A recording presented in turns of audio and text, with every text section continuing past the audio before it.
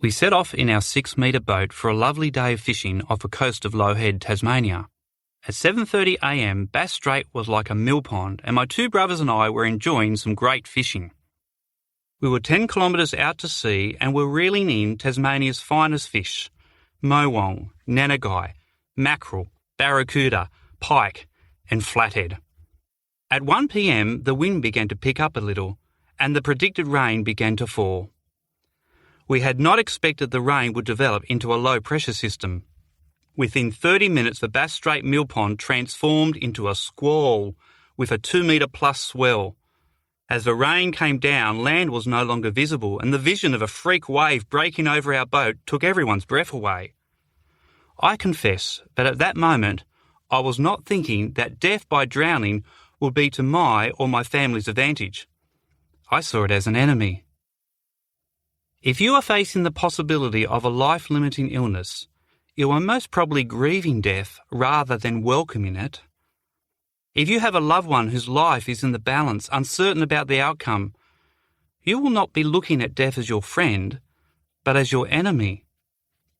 So why would the Apostle Paul, inspired by the Spirit of God, write the words, "For to me, to live is Christ, and to die is gain"? To describe our impending death or the death of a loved one as a gain feels repulsive. It's like trying to unite similar pole magnets. If Paul is referring to death as a state of non-existence, then this divine statement makes no sense. But he's not. He's referring to life, the life that the indwelling presence of Christ provides for the Christian in both life and death. To be clear, when the Bible speaks about responses to death, it uses words like sorrow, enemy, grieve, wept, and the like. For example, in the very next chapter of Paul's letter to the Philippians, when the apostle is faced with a possibility of his friend and co-worker Epaphroditus dying, he says, "Indeed, he was ill and almost died, but God had mercy on him, and not only on him, but also on me, to spare me sorrow upon sorrow." Philippians chapter 2, verse 27. For Paul, the death of Epaphroditus would mean sorrow upon sorrow, because with death comes loss. In his first letter to the Thessalonians, Paul acknowledges the grief that accompanies death.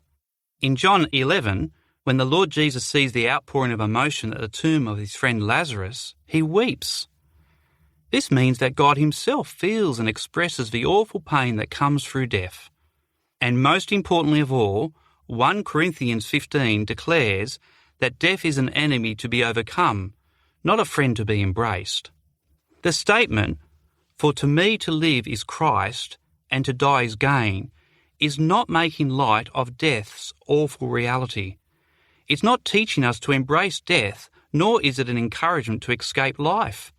It's a statement about the radical difference that the presence of Christ makes to the life and death of a believer.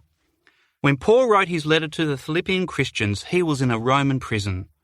He was uncertain as to whether he would be released from prison or executed by the Romans. He had no choice in the matter. But his chief concern was to honour Christ, whether in life or in death. When he considered the prospect of being released from prison, Paul thought of the work he could do in service for Christ. This is what Paul meant when he said, "For to me, to live is Christ." But when he considered the possibility of execution at the hands of the Romans, he said, "And to die is gain."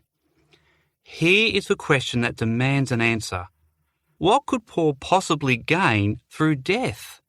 The gain that Paul spoke about was not just for himself. This gain is for every Christian throughout all generations. It is so easily passed over that most people would think little of it. Whether we acknowledge it or not, it is the one thing that meets our unfulfilled need for joy. It's the gain of living in the unshielded presence of the exalted and glorified Lord Jesus Christ. Paul said, "If I'm to go on living in the body, this will mean fruitful labour for me. Yet what shall I choose? I do not know. I'm torn between the two. I desire to depart and be with Christ, which is better by far." Philippians chapter 1, verse 23.